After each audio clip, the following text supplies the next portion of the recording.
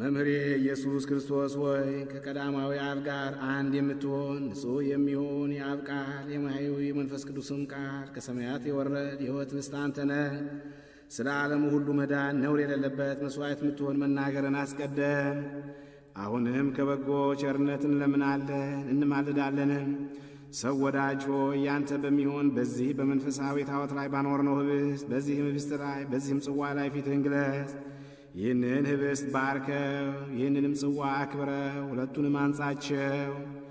ይህ ኅብስት ንጹሕ ሥጋ የሆን ዘንድ ለውጠው። በዚህም ውስጡ ጽዋው ውስጥ የተቀዳው ወይን የከበረ ደም ይሁን።